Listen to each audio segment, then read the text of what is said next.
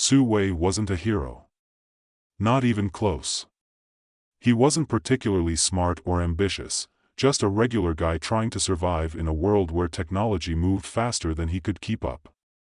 He spent most of his time hunched over his keyboard, tinkering with broken code, fixing minor cybersecurity issues, and occasionally debugging some terrible software someone had accidentally created. He had a decent job at a small tech firm, nothing glamorous, but it paid the rent. Most days, Su Wei felt invisible, just another faceless cog in the vast, impersonal machine of modern life. And he liked it that way.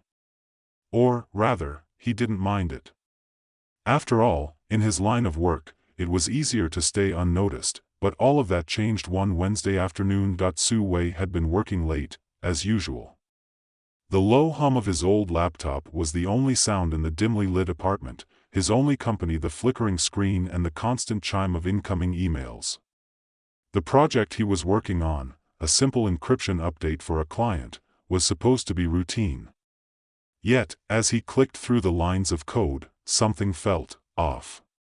Like there was a crack in the air, a shift in reality, subtle but noticeable. He rubbed his eyes and stretched, his fingers aching from hours of typing.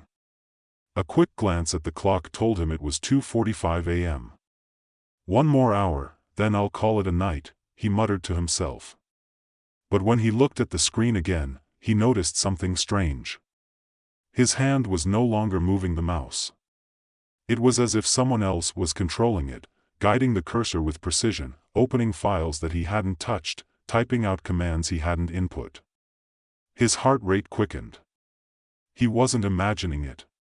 Something was happening to his body. His body. Before he could react, the mouse clicked.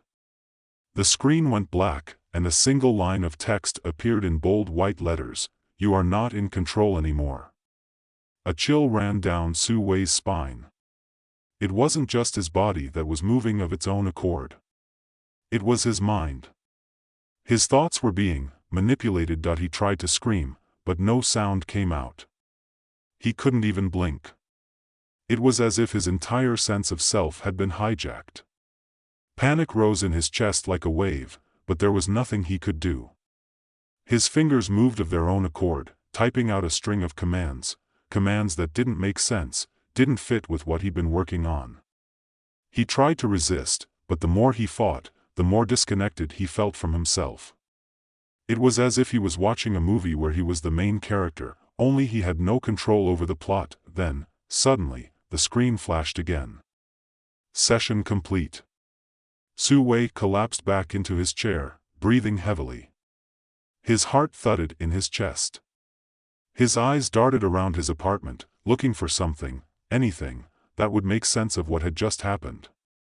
He felt dizzy, nauseous. He reached for his phone, but when his hands touched the screen, a message popped up: "Call from GeneTech Corp, CEO. GeneTech?" That was a name he vaguely recognized. It was a huge tech conglomerate, one of the biggest in the country. Why was the CEO calling him? He hesitated for a moment, then pressed the answer button. A cold, detached voice crackled through the speaker. "Su Wei, what the hell is going on with the encryption algorithms? This is the third time you've botched the client presentation. We're on the line with them right now. Fix it. And don't make me remind you again." Su Wei's hands trembled. The voice was authoritative, demanding. It wasn't the tone of a client, it was the tone of someone in charge, someone with power. The CEO, he assumed. But something wasn't right. His voice. He looked down at himself.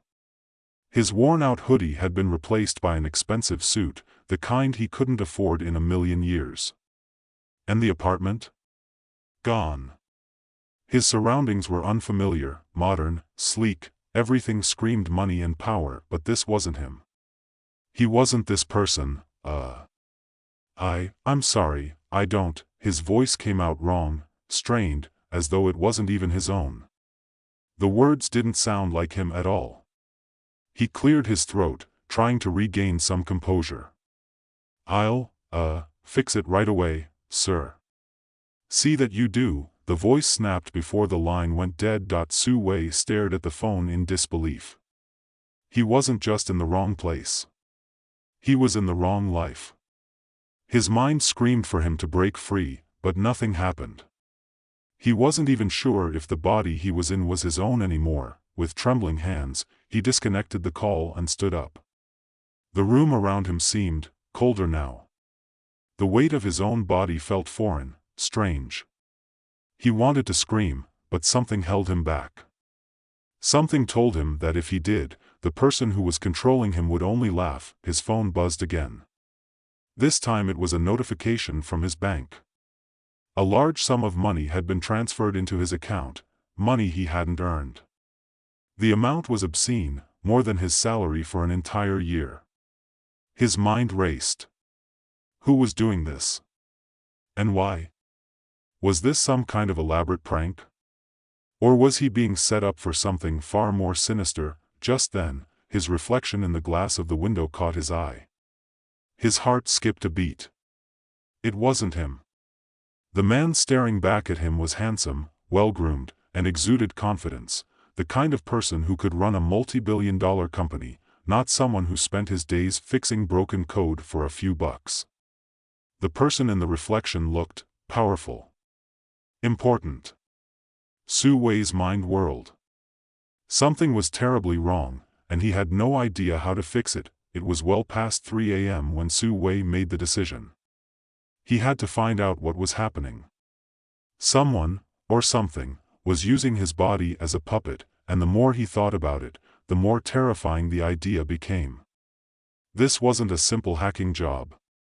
This was something more, a manipulation of his very essence.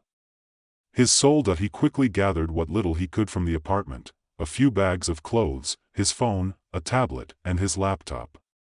It wasn't much, but it had to be enough. He needed to find answers. Outside, the city was bathed in the cold, harsh glow of streetlights. The world seemed to move at a faster pace now, as if everything around him was a blur, an overwhelming, disorienting swirl of neon lights and buzzing advertisements. The sky above was obscured by smog, a haze that seemed to press down on him. Su Wei felt small, insignificant, a fly caught in a web much larger than himself. He needed help. And there was only one person he could think of who might understand what was going on. Li Jun. Li Jun had been a hacker, a former colleague from his past life. They had worked together once, on a project that involved securing sensitive data for a government client. But Li Jun wasn't just any hacker. He had a reputation for being one of the best, one of the few who had dabbled in the fringe, the dangerous world of black market cybertechnology. Su Wei found Li Jun's contact info on his tablet and sent a message. It was short, cryptic, and to the point. I need help. Something's wrong. I think someone has hacked my soul. No reply. He wasn't surprised. Li Jun was notoriously hard to reach, but Su Wei had no choice. He needed to meet Li Jun, and he needed to do it fast. Su Wei didn't wait for a response. His body felt like a stranger's as he raced through the streets, the world rushing by in a blur of neon and concrete. The pulse of the city seemed louder now, as though everything, the streetlights, the people, even the air itself, was part of a machine he was no longer connected to. Each step felt heavy, disjointed, as if his body didn't belong to him. Every now and then, his fingers twitched involuntarily, moving like they had a mind of their own, tapping his phone screen and sending out a series of encrypted messages he didn't even remember typing. He was scared, but that wasn't the worst part. The worst part was that he didn't feel in control. Not anymore. He was being watched. He could feel it, lurking beneath the surface, like an echo in the back of his mind. A presence. Someone was waiting for him to slip, to make a mistake. Li Jun's office was in the heart of the city's tech district, a rundown building wedged between towering, glass and steel monoliths. The kind of place you wouldn't notice unless you were looking for it. Su Wei had been there a few times, back when he and Li Jun had been on better terms. It had been a while since their paths had crossed, but Li Jun's reputation was still intact in the underworld of hackers. If anyone could help him, it was Li Jun. Su Wei swiped his ID card and entered the building's dimly lit lobby. The walls were cracked and peeling, the elevator reeked of mildew, but the old hacker's office was precisely where it had always been, nestled at the end of a narrow hallway. The door had a faded sign that read, Li Jun, Security Consulting, but Su Wei doubted that anyone who had ever hired Li Jun had done so through official channels. He knocked. A beat. Then the door swung open with a creak, revealing a cramped room filled with a dozen screens, all displaying lines of code, digital blueprints, and obscure data streams. The smell of stale coffee and burnt-out circuits hung in the air. Li Jun sat behind a cluttered desk, his wiry frame hunched over a keyboard, his fingers moving faster than Su Wei thought possible. Li Jun didn't even look up when Su Wei stepped inside. "You're late," he muttered, his voice raspy from too much caffeine and too little sleep. "I need your help," Su Wei said, swallowing hard, trying to steady his racing pulse. He wasn't sure how to explain it. How could you explain to someone that your soul had been hijacked? Li Jun glanced at him over his shoulder. His eyes were red-rimmed, tired, but there was a spark of recognition in them. "You still messing with that encryption stuff? I thought you were done with the corporate grind." I am. "But this is different," Su Wei said, his voice cracking. "I think someone hacked me. Not my computer. Me. My soul." Li Jun blinked, then snorted a laugh. "Yeah, well, you're not the first to feel that way." But there was a sharp edge in his tone that suggested he wasn't entirely dismissing the idea. "What are you talking about exactly?" I don't know. I woke up in a different body, in a different life. Someone's controlling me. I can feel it. It's like they've taken over my mind, my consciousness. I don't know how, but I'm not in control anymore." Li Jun didn't respond immediately. His fingers hovered over his keyboard, and for a moment, Su Wei wondered if his old friend had just dismissed him entirely. But then Li Jun spun his chair around, his face suddenly serious, his eyes scanning Su Wei's every move, as though weighing his words. "That's some heavy shit," Li Jun said, his voice low. "You're telling me your soul got hijacked? Like, some hacker is running your life?" "Yes," Su Wei said, desperate for someone to believe him. "But it's not just me. It's happening to other people too. I saw traces of it, and I'm not the only one. Someone is using this technology to control people. To make them commit crimes. And I think they're using me as one of their puppets." Li Jun's eyes narrowed. He leaned back in his chair, his fingers tapping against the armrest. "You realize what you're talking about, right? This is some black market, next-level shit.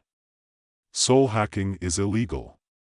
It's not just a few lines of code or a glitch in the system. This goes way beyond anything the average hacker can pull off." Su Wei's heart sank. "But you've heard of it, right?" Li Jun gave a grim nod. "Heard of it? I've seen it. A few years back, a shadow group tried to develop something like this. I thought they were just rumors, stuff hackers talked about in dark forums, but it sounds like it's real now.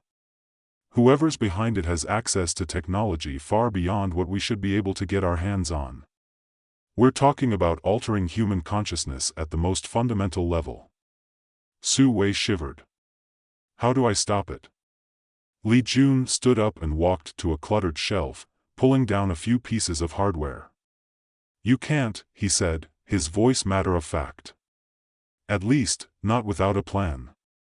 And a hell of a lot of firepower. Whoever's doing this isn't playing around." Su Wei's pulse spiked. "So what do I do?" Li Jun looked at him for a long moment before responding. "You track them down. Find out who's behind it. And then you get your soul back." Su Wei didn't question him. There was no time to waste. The next few days were a blur of frantic activity. Li Jun got to work, running diagnostic programs and tracing the signal that had hijacked Su Wei's body. But the deeper they dug, the more confusing the situation became. Whoever was behind this had covered their tracks expertly. Every lead was a dead end. Every attempt to trace the signals led them in circles. It was as though the hacker, or hackers, had anticipated every move, every countermeasure they could throw at them. Su Wei barely slept, his mind racing with questions. Who was doing this to him? And why? Was he the only victim? The more he thought about it, the more it seemed like there were others, like there was some kind of network, a larger operation that was using this soul-hacking technology on a scale he couldn't begin to comprehend. It was during one of these sleepless nights that Li Jun found something. A name. Lu Huan. It wasn't a name Su Wei recognized, but Li Jun's reaction told him everything he needed to know. Lu Huan, Li Jun said, his voice tight. He's the one behind it. He's the hacker who built the first version of this soul-hacking tech. He's been operating underground for years, pulling strings in the shadows, using his tech to control people for. Li Jun hesitated, as though unsure how much to reveal. For reasons that don't exactly involve saving the world. Su Wei's stomach turned. What do you mean? Li Jun exhaled slowly. Lu Huan has been using people, politicians, CEOs, powerful figures, and swapping their minds. The people don't even know they've been taken. It's like they're erased. Lu Huan can make them do whatever he wants. And the worst part is, once he's got someone, they're completely under his control. He can change their memories, rewrite their thoughts. It's like he's got total dominion over their minds. Su Wei felt his world tilt. He wasn't just a victim. He was a tool, a pawn in someone's twisted game. And worse, it seemed like he wasn't just being controlled, he was replacing someone else. We need to find him, Su Wei said, his voice steely now. We need to stop him. Li Jun didn't hesitate. We will. But you need to be ready. If Lu Huan's involved, we're talking about a fight for your life. And your soul. The next few days passed in a blur of digital espionage, coded messages, and shadowy rendezvous in the darkest corners of the city. Su Wei and Li Jun were deep in enemy territory now, and they had to be careful. Lu Huan's network was vast, and it wasn't just an illegal tech operation, it was a business. The hacker wasn't just stealing souls, he was selling them. They traced Lu Huan's location to an old, abandoned warehouse on the outskirts of the city. It was exactly the kind of place a hacker like him would hide, a dead zone, buried beneath layers of digital noise, well outside the reach of any legitimate authority. Su Wei felt his heart pounding in his chest as they prepared to infiltrate the compound. This was it, the moment that would decide whether he ever got his body, his life, or his soul back. But as they approached the warehouse, a familiar voice rang through his mind, cold and mocking. You're too late, Su Wei, it said. You should have stayed out of this. Now, you belong to me. Su Wei froze. The voice in his head was cold, too familiar, and unmistakable. It wasn't just a figment of his imagination or some glitch in his senses. It was Lu Huan. The hacker had found him before he even got close to the warehouse. The realization hit Su Wei like a punch to the stomach. This wasn't just a physical confrontation. It was a mental war. He glanced at Li Jun, who was moving quietly beside him, eyes scanning the abandoned warehouse for any sign of activity. Su Wei wanted to warn him, to shout that Lu Huan was in his head, but the words wouldn't come out. He couldn't afford to let Li Jun see his fear, not now, not when they were so close to their goal. But deep inside, Su Wei could feel the hacker's presence, like a spider spinning a web inside his mind, pulling the strings, waiting for the right moment to strike. Li Jun stopped and turned to him, eyebrows furrowing in confusion. What's wrong? Su Wei didn't answer immediately. He could hear Lu Huan again, the hacker's mocking tone ringing in his skull, reverberating through his thoughts. "You think you can stop me?" Su Wei's throat tightened. He clenched his fists, trying to shake the voice off. It was no use. Lu Huan's influence was stronger than he had anticipated. Every thought felt like it was being twisted, bent into the hacker's will. But he couldn't let Lu Huan win. "Li Jun," Su Wei said through gritted teeth, "Lu Huan knows we're here. We need to move fast, before he locks us down." Li Jun didn't ask questions. He simply nodded, his eyes narrowing with focus.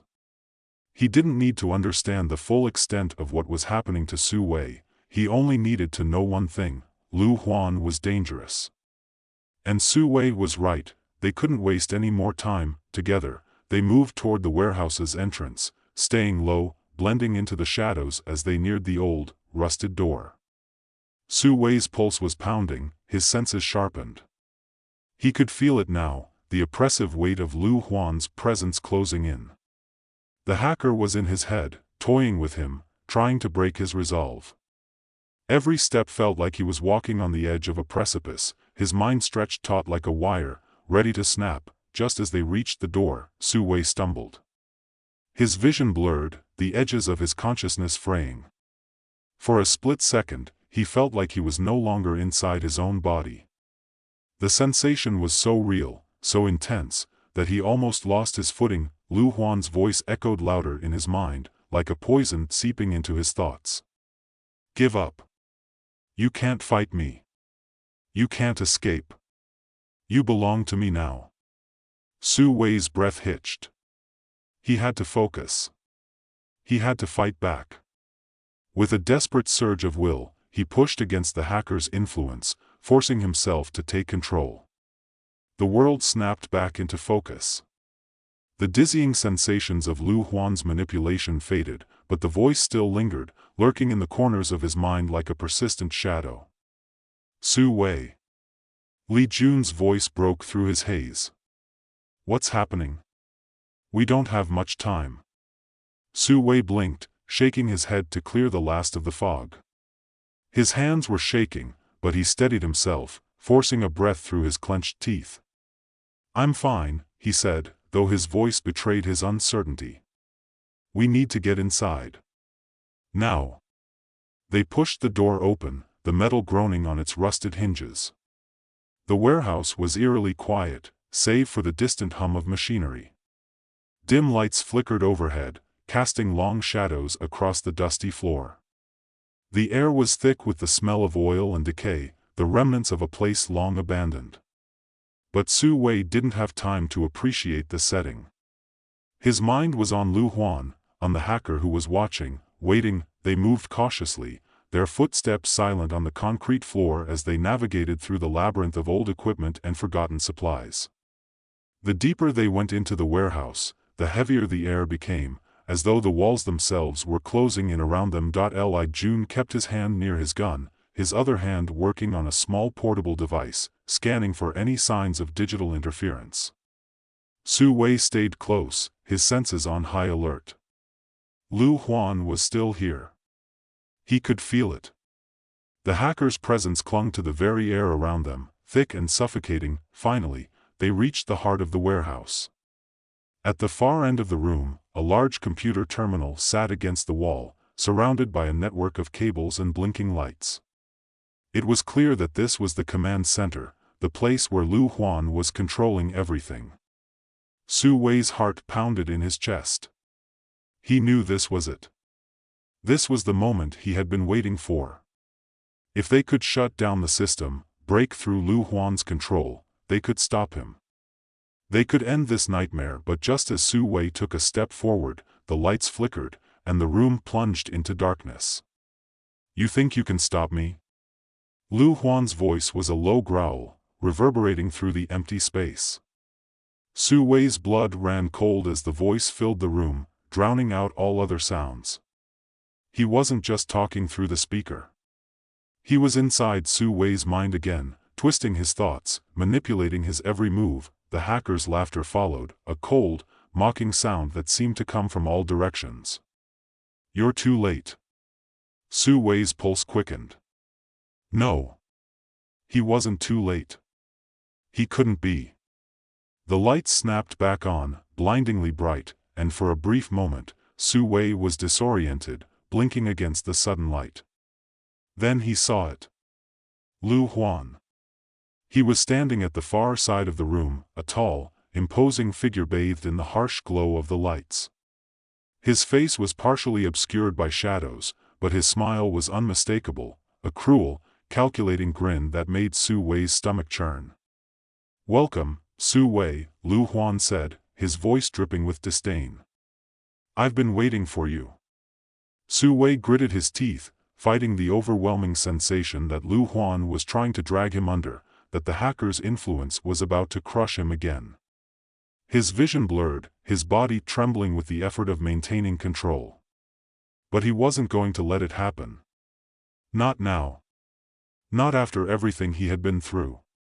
"You won't win," Su Wei spat, his voice hoarse but steady.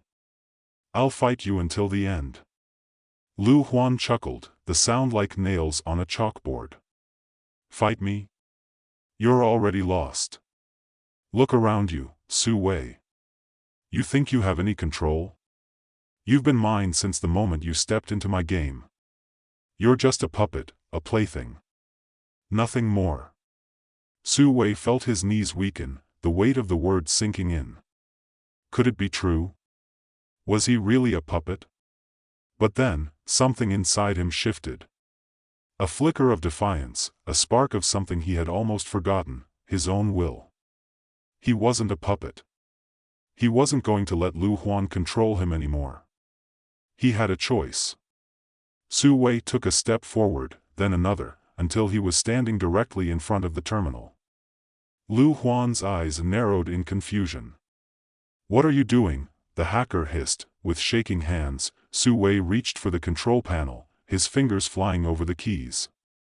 He could feel Lu Huan's influence trying to push him away, cloud his thoughts, but he fought it, forcing himself to focus, to concentrate.